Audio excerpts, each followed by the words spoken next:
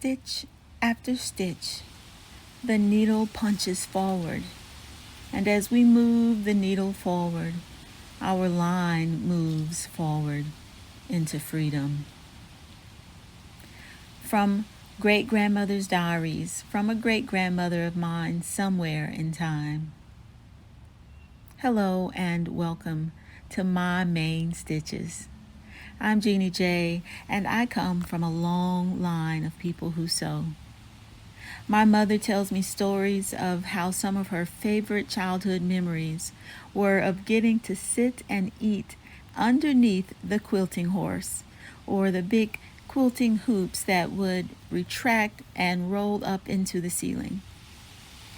Sometimes groups of ladies would come over and they and her grandmother would all sit around and work that quilt.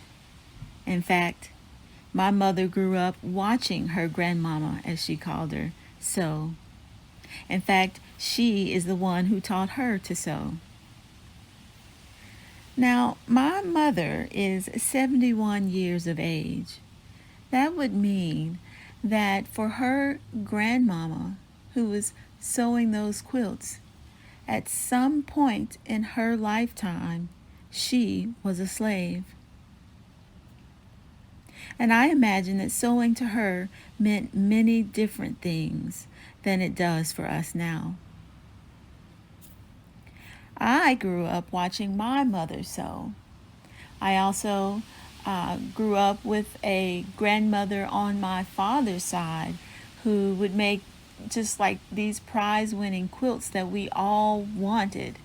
Everyone got a quilt when they graduated from high school and until she couldn't quilt anymore. Of course, for her in that time, she was hand quilting those quilts, which made them even more special, I think.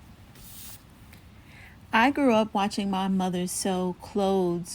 She was a single mom of 6 children, and all of us sewed, all 5 girls and my baby brother. And when we reached an age where we would try and redesign those patterns and go to our mother and say, "Could you make it like this?" Oh, that was time then for us to learn how to sew for ourselves. Remember back in the day we had home ec classes? I took home ec in junior high, and that's who officially taught me to sew, but my mother kind of reinforced the lessons at home. Back then, if I wanted new school clothes, I had to go and get a few patterns, get some fabric, and go make it. It taught me a lot in terms of how to bring out my inner confidence through sewing and the clothes that I wore. I myself turned out all right.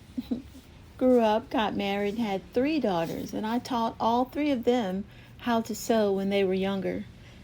Now, they never had to sew for necessity or for new school clothes, and I'm grateful for that.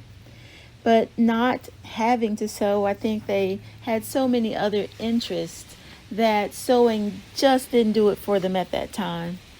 But now that they're older, my oldest daughter has just bought her first sewing machine, and she lives and teaches in South Korea.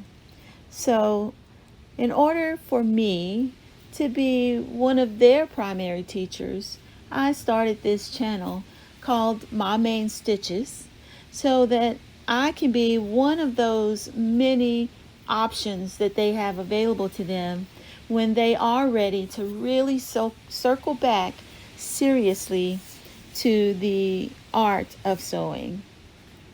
That's what it is for me at this point. It's an art form. It's a creative outlet, and it may be kind of a running joke, but yeah, it's also quite therapeutic. And so now I'm also finally circling back to sewing in my own life and having a brand new approach wherein I'm sewing for fun. I'm sewing for comfort. I'm sewing for a very different kind of freedom. As a creative outlet and expression, I know that a good fit and being comfortable in our clothes can bring out an inner confidence that goes a long way in building body positivity. So as you enjoy this channel with us, and perhaps maybe you yourself are learning to sew, contemplate here, share some messages below about what kinds of things have drawn you to sew. What kinds of things do you enjoy the most when you sew? And ultimately, why do you sew? Thanks for listening.